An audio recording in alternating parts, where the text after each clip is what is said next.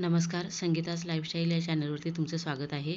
आज आपण इथे 40 छातीचे मापाचे ब्लाऊज कटिंग करणार आहोत. कटोरी ब्लाऊज आहे. तर एकाच मापाचे 2 ब्लाऊज आहेत कटिंग करायचे. तर त्याच्यासाठी मी इथे ब्लाऊजच्या कलरप्रमाणे 1-1 मीटर अस्तर घेतलेले आहे. तर इथे आधी मी पेपरवरती कटिंग करून घेणार आहे. ब्लाऊजची पूर्ण उंची आहे 15.5 इंच. त्याच्यामध्ये 1 इंच घेऊन 16.5 इंचावर माप टाकून घ्यायचे. तर इथे पेपर 16.5 इंचाचा बराबर आहे. तर इथे मी शोल्डरचे माप टाकून घेते. तर शोल्डर इथे मी 6 इंच घेतलेले आहे.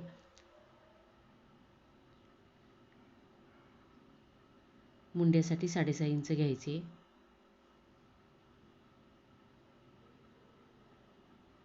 दोन ब्लाऊज एकाच मापाचे असतील तर पहिल्यांदा पेपर कटिंग करून घ्यायचे, म्हणजे आपल्याला कटिंग करायला बरे पडते.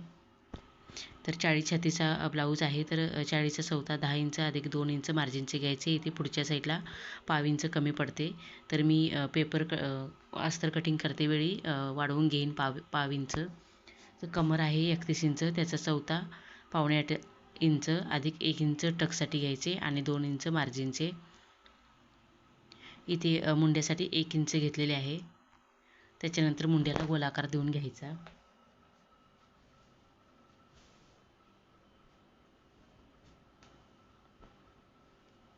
इथे मी गळा रुंदी 2.5 इंच घेतलेली आहे.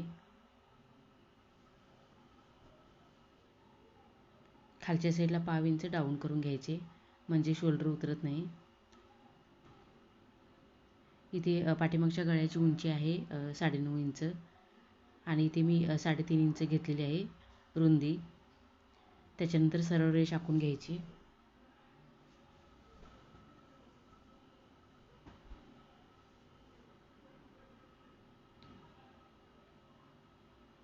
इथे मी टक्स रुंदी 5 इंच घेतलेली आहे आणि उंची 5.5 इंच. दोन्ही साईडून अर्धा इंच घ्यायचे. टक्ससाठी 1 इंचाची टक्स आली पाहिजेत.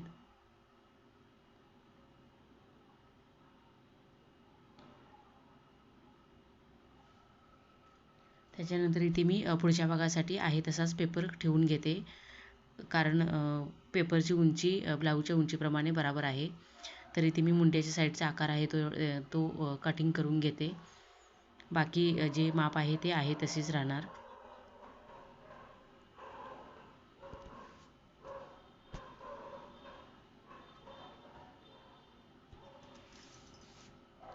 इथे गळा रुंदी 2.5 इंच घेतलेली होती आणि 5 इंच डाऊन करून घेतलेले होते. त्याप्रमाणे इथे मापे टाकून घ्यायची.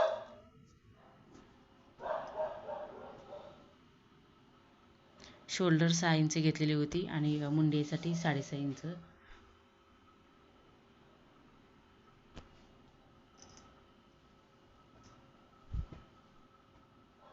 इथे पुढच्या गळ्याची उंची 6.5 इंच घेतलेली आहे आणि रुंदी 2.5 इंच.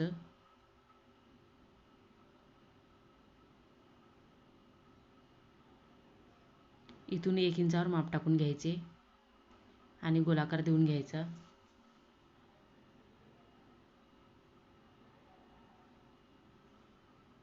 योगपट्टीसाठी इथे मी 3 इंच घेतलेले आहे दोन्ही साईडून. वरच्या साईडला अर्धा इंच जास्त घ्यायचे कटोरीच्या गोलाकारसाठी.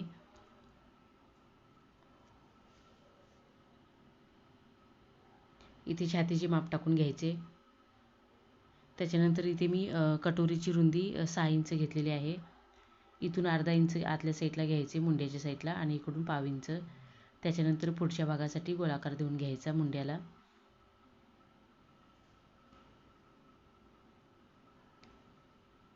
इथून कटोरीचा जसा आकार येतो त्याप्रमाणे माप टाकून घ्यायचे. इथे मी 2 आणि 2.25 इंचावर माप टाकून घेतले.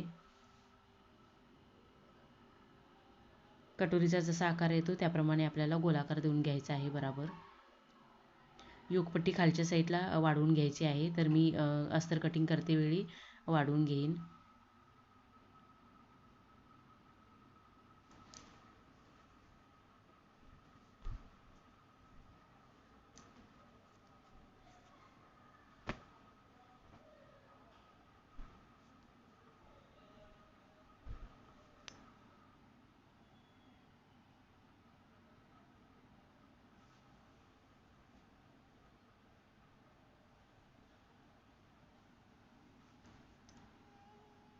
इथे पुढच्या भागाचे कटिंग झालेले आहे. त्याच्यानंतर इथे मी कटोरी वाढवून घेते पेपरवरती ठेवून. तर कटिंग केलेली कटोरी क्रॉसमध्ये ठेवून घ्यायची आणि साईडून आहे तसाच आकार काढून घ्यायचा.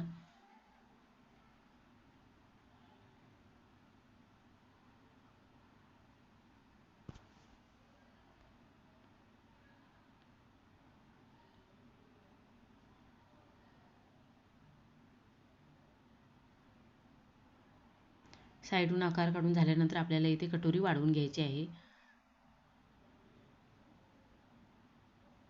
इथून मी पाव इंचावर माप टाकून घेते आणि इकडून अर्धा इंच घ्यायचे.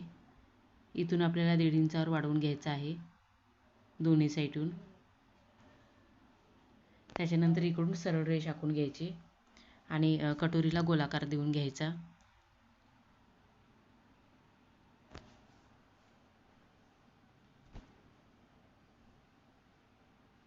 त्याच्यानंतर आपल्याला इथे कटोरीचा मध्य काढून घ्यायचा आहे टक्स पॉईंटसाठी. तर मेजर टेप आहे तशी फोल्ड करून ठेवायची आणि मध्य काढून घ्यायचा. खालच्या साईडला मी 1.5 इंच वाढवून घेतलेले आहे आणि रेषेच्या वरच्या साईडला 1.5 इंच. त्याच्यानंतर दोन्ही साईडून 1.5 इंचावर माप टाकून घ्यायचे आणि टक्सचा आकार काढून घ्यायचा.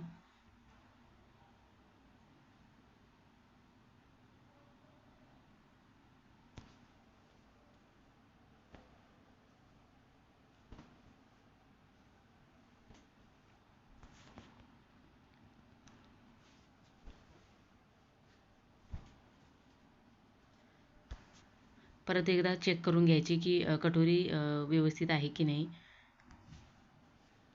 एक्स्ट्राचा जर पेपर असेल तर कटिंग करून घ्यायचा. त्याच्यानंतर टक्सचे परत एकदा माप टाकून घ्यायचे 1.5 इंचाचे.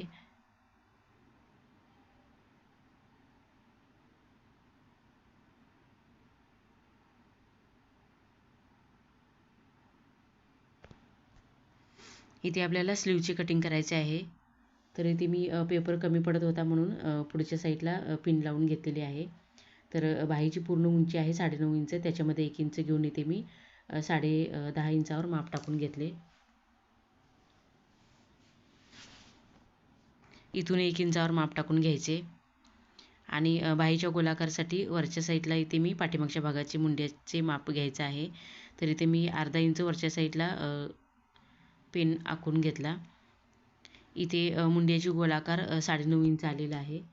त्या मापाने आपल्याला इथे माप टाकून घ्यायचं आहे आणि पुढच्या साईडचे एक्स्ट्राचे 2 इंच मार्जिनचे.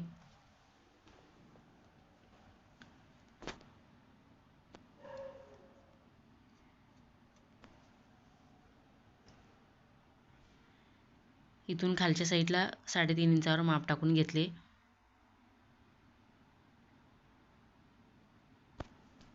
इथून 2 इंच घ्यायचे. त्याच्यानंतर सरळ रेष आखून घ्यायची.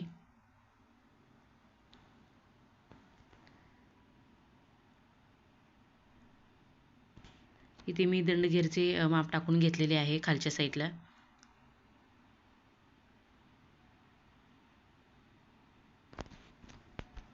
दंडगेर 11 इंच आहे. त्याच्या मापाने इथे मी माप टाकून घेतले.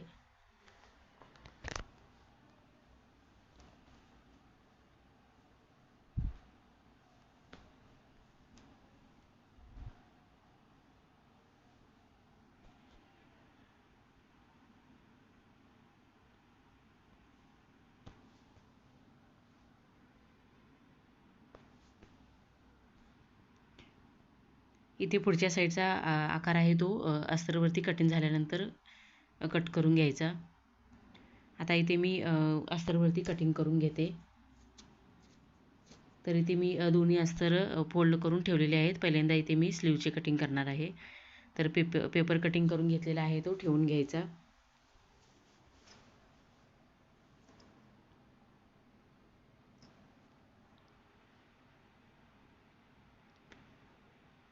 खालच्या साईडून अस्तर एक्स्ट्रा आहे ते कटिंग करून घ्यायचे.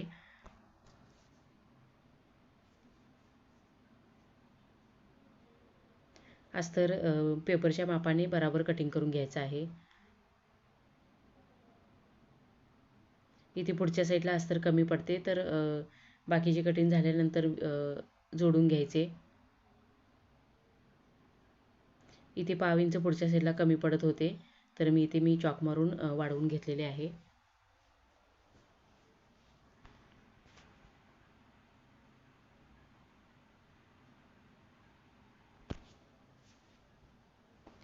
इथे योगपट्टी 1 इंच वाढवून घ्यायची होती, तर इथे मी खालच्या साईडला 1 इंच वाढवून घेते.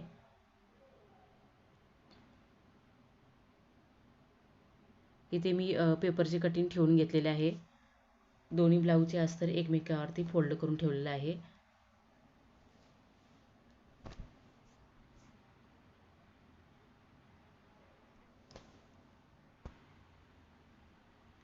त्याच्यानंतर इथे जसे पेपरचे कटिंग आहे त्या मापाने कटिंग करायचं आहे.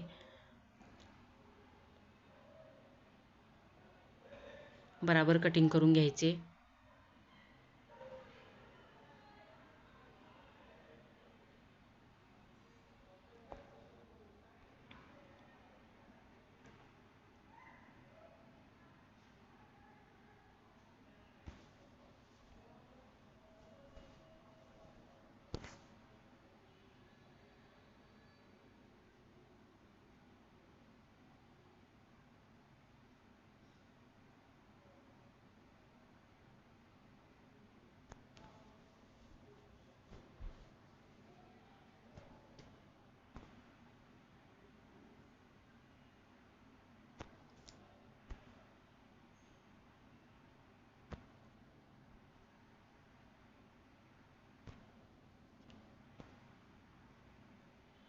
इथे अस्तरची कटिंग झालेली आहे.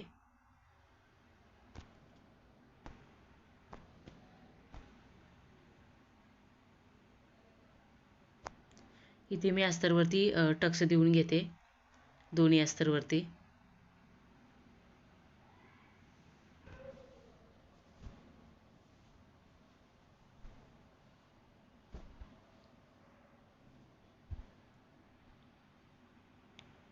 त्याच्यानंतर जे एक्स्ट्राचे अस्तर आहे ते आपल्याला इथे स्लीवसाठी जोडून घ्यायचं आहे. जेवढे कमी पडते तेवढे.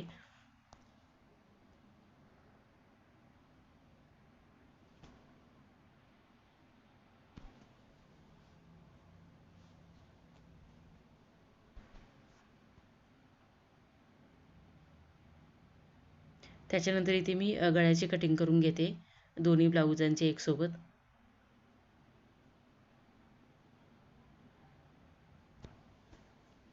इथे मी ब्लाऊज पीस फोल्ड करून उलट्या साईडून ठेवलेला आहे.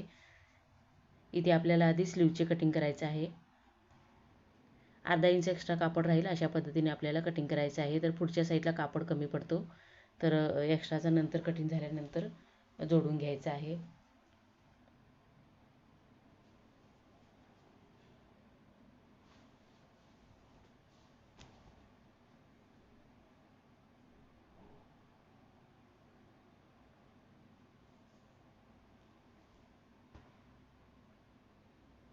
तुम्हाला जर व्हिडिओ आवडला असेल तर माझ्या चॅनलला सबस्क्राईब करा आणि लाईक करायला विसरू नका, म्हणजे तुम्हाला माझ्या नवीन नवीन व्हिडिओचे नोटिफिकेशन येत राहील.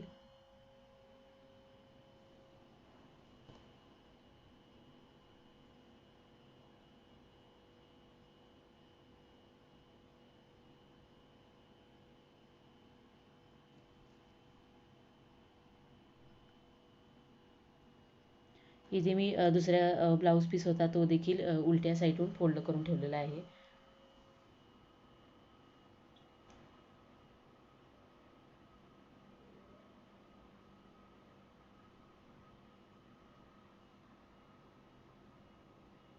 इथे मी अस्तरचे कटिंग ठेवून कटिंग करून घेते.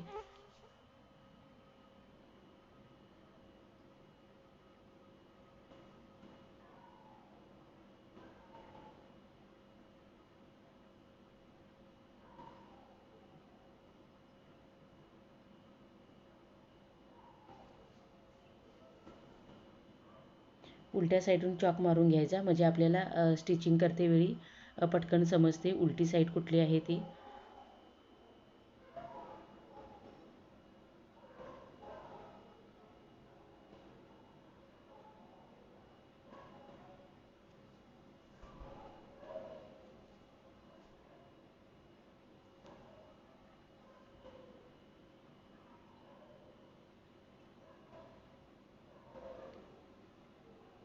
इथे स्लीव्जला पुढच्या साईडला कापड कमी पडत होता, तर मी कटिंग करून घेतलेला आहे त्याच्या मापाने.